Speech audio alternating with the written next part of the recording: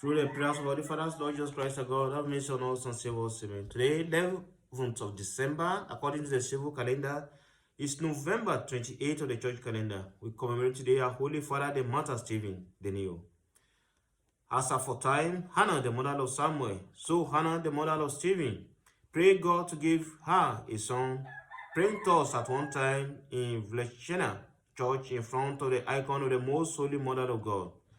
A light sleep fell on her, in which she saw the Holy Virgin, radiant like the sun.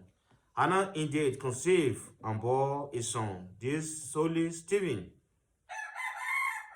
He received the monastic habit at the age of 16 on Mount St.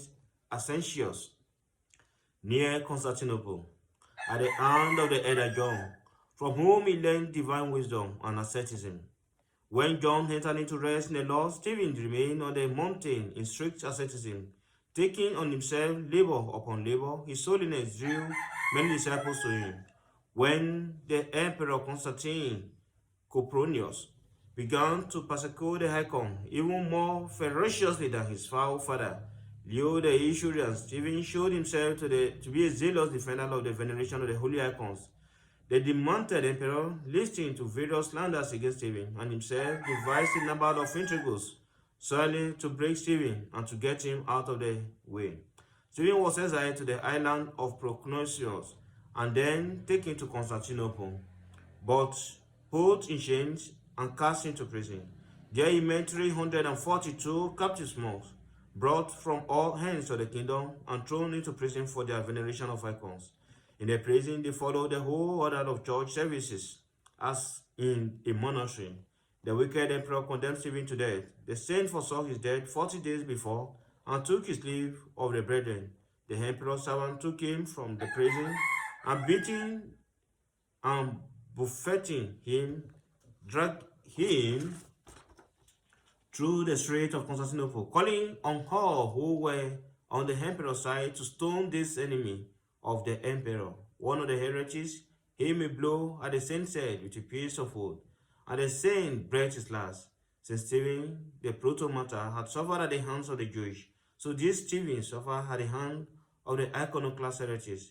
This glorious soldier of Christ suffered in the year 767 at the age of 53, and was crowned with unfading glory, The only new martyr, Christus, he was an Albanian Christian living in Constantinople and was a gardener by profession. In the course of selling his fruit, he incurred the resentment of a Turks who slandered him to the judge, saying that he had promised to embrace Islam and then retracted. After an interrogation, he was put in chains and thrown into prison. In prison, he was urged to eat, but he refused, saying, "It is better for me to go before my Christ fasting." After that, he took out some money that he had concealed under his bed and gave it to one of the captives with a request that he use it for several liturgies to be celebrated for his soul. He was beheaded by Turks in 1748 and was glorified forever in the kingdom of Christ, our God. Our Holy Mother, Hannah, a woman of gentle birth, she was tonsured as a nun by St. Stephen the New after her husband's death. The Emperor Copronymus urged her to say that she had had physical relations with St. Stephen in order to humiliate him before the people. But this holy woman refused to become involved in the emperor's intrigues against the saint, whom she venerated as her spiritual father. She was wiped for this and then thrown into prison, where she gave her holy soul into God's hands. For consideration, the reading of examples of steadfastness in the faith and greatness of soul of the saints of God makes us steadfast in faith and great of soul.